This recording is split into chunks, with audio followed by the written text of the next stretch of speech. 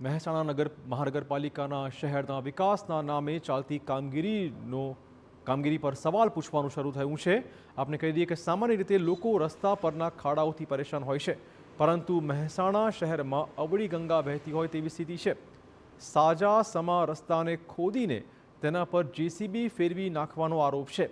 રાધનપુર ચોકડીથી ગોપીનાળા સુધીનો રોડ, જ્યાં એક પણ ખાડો નહોતો, ત્યાં રીસર્ફેસિંગની કામગીરી શરૂ કરાતા વિપક્ષે હોબાળો મચાવ્યો।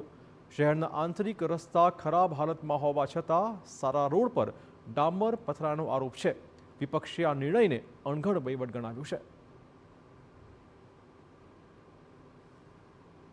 મહેસાણાનો ગોપીનાળાથી રાધનપુર 4 રસ્તાનો રોડ જોઈએ તો સારી કન્ડિશનમાં રોડ હતો, હજુ પણ ચાલે એમ હતો। એવા અનેક રોડ ચાલે એવા હોવા છતાં પણ હાલના અધિકારી રાજ ત્યાં આગળ રોડ ઉપર નવો રોડ બનાવી રહ્યા છે। સારી કન્ડિશનમાં હોવા છતાં પણ તેના ઉપર રીસર્ફેસ કરી અને નવો રોડ બનાવી રહ્યા, એટલે પ્રજાના પૈસાનો દુરુપયોગ કરી રહ્યા છે। તો પ્રજાના પૈસાનો વ્યય થતો હોવાનો વિપક્ષનો આક્ષેપ છે। આ સામે મહાનગરપાલિકાના અધિકારીઓ આ કામગીરીને ટેકનિકલી યોગ્ય ઠેરવી રહ્યા છે।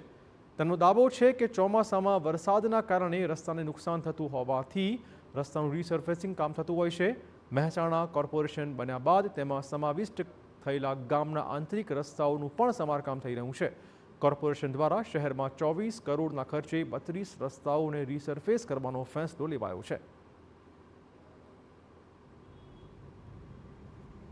જે પણ રોડ સારી સ્થિતિમાં છે એને તો કરવાનો પ્રશ્ન નથી। સામાન્ય રીતે એનું પહેલું લેયર વિયર એન્ડ ટિયર થઈ ગયું હોય, ભવિષ્યમાં સામાન્ય વરસાદમાં પણ ખાડા પડવાની શક્યતા હોય તો આગતરું આયોજન કરી અને એને રીસર્ફેસ કરવામાં આવે છે।